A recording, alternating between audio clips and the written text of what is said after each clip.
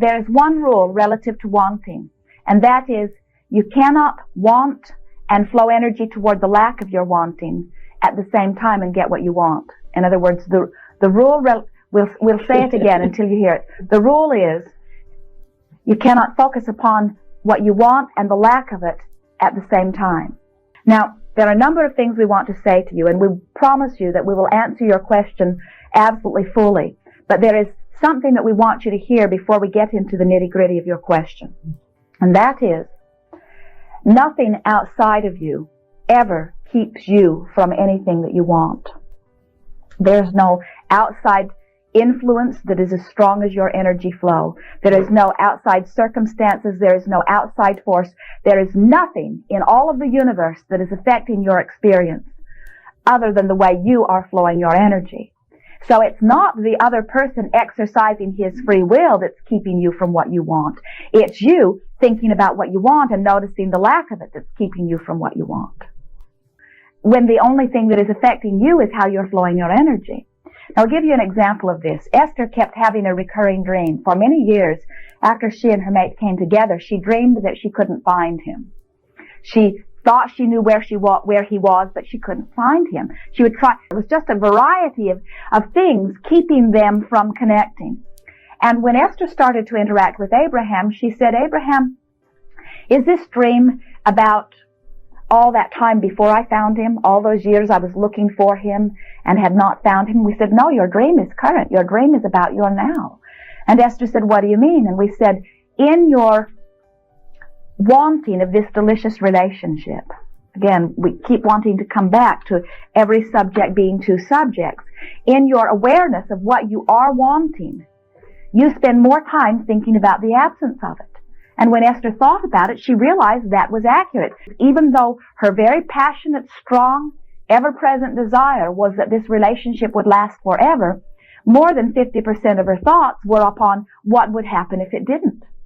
Because she didn't know about flowing energy. In other words, she was still believing that it's about fate or chance or luck or circumstance. You see what we are talking about? And so when we said to Esther, you have been projecting so much lackful thought relative to this relationship that your dream, your inner being is showing you a probable future. So with this story, we think you are hearing what we are saying is that what you are wanting to do, it is as we said earlier several times today, you're wanting to think about this relationship that you want and feel good about it at the same time. You're wanting it to evoke, the thought of it, to evoke from you a feeling of ecstasy, a feeling of empowerment.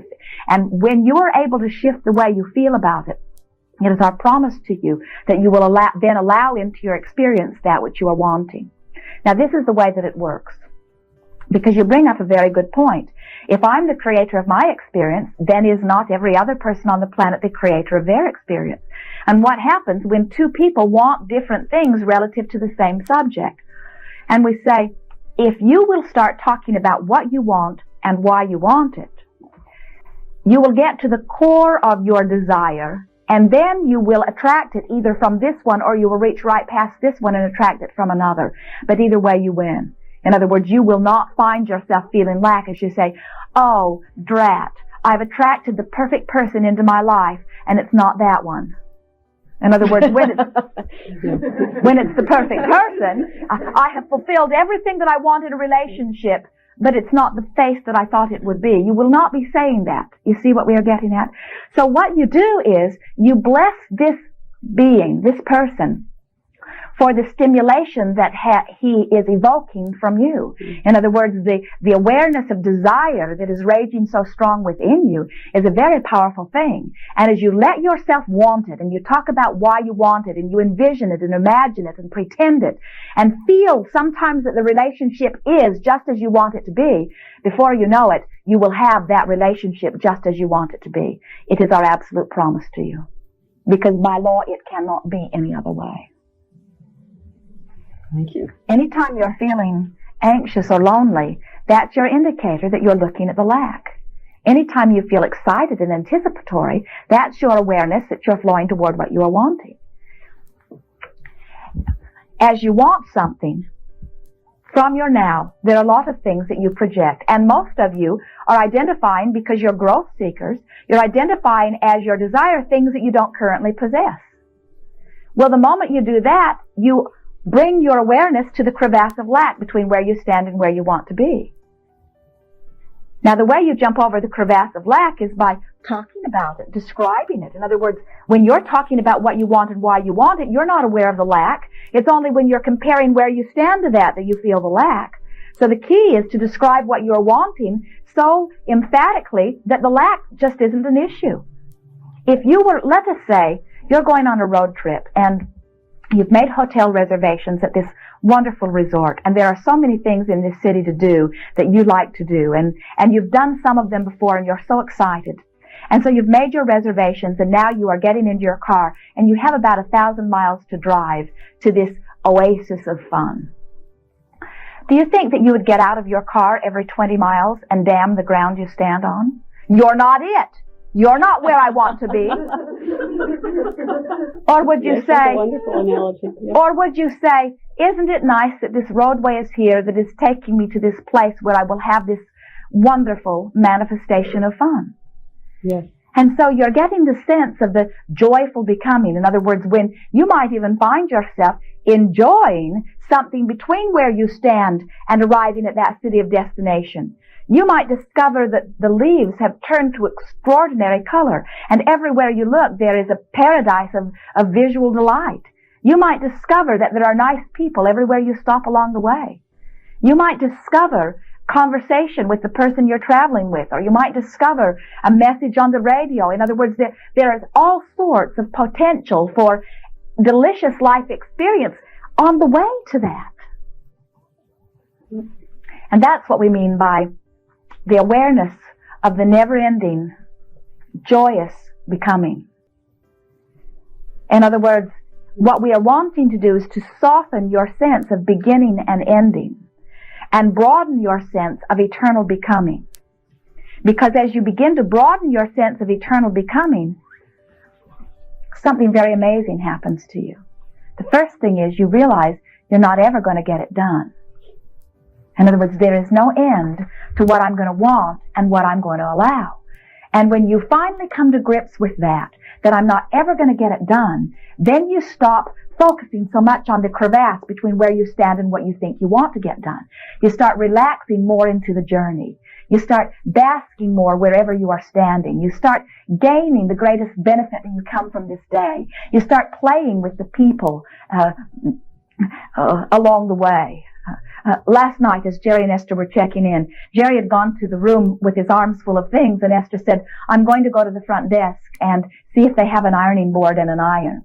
So she went to the front desk, and she was sort of in an attitude of fun. They'd been playing and having such a good time. So she asked for an ironing board, and the woman behind the desk brought it. And then she said, and do you have an iron too? And so then the woman brought it, and she said, just one more thing, do you have an ironer? And the woman said, that's as far as we go. The iron and the ironing board, that's as far as we go. And Esther said, well, it never hurts to ask. But she was full of fun and evoked from them lots of fun too. And as she is walking away, she can hear them laughing. They had all had a good time. And then Esther rounded the corner looking for what more fun she could have. And as she looked straight ahead, there was a man standing at the ice machine scratching his head because he had his container under the thing, but he could not figure out how to make any ice come. And so Esther popped her head in the door and said, push the button and then put it down. And the man was so appreciative, no telling how long he'd been standing there trying to figure out how to get ice to come out of the machine. And when Esther got on the elevator, now there is another worker, and she had 3 or 4 people to play with in the 2-minute interval between leaving her last playmate. In other words, you see what we are getting at? In every moment of your experience, there is something to surprise and delight you. Someone with whom you can play and uplift and interact and enhance one another's experience. You see what we are getting at? And when you are enjoying your journey, it is not possible for you to ever feel lackful that you're not over there yet. And then what begins to happen is that all the over theres that you've ever imagined or dreamed of start avalanching into your experience. What we're wanting to amplify here is this. You're really at a place of hearing that in light of the crescendo we have come to here. So just relax and enjoy this clearer awakening. When we talk about creating, it's what we would like you to feel it as. It's a matter of vibrationally vibrating with it. In other words, you've heard us define 3 laws: law of attraction, law of deliberate creation, and law of allowing. And now what we would like you to hear is that they are all the same thing. Because as I think, I feel and vibrate, and therefore allow or attract. So let's say that I have been stimulated to a desire by someone I've seen, and I think, I want that mate in my experience.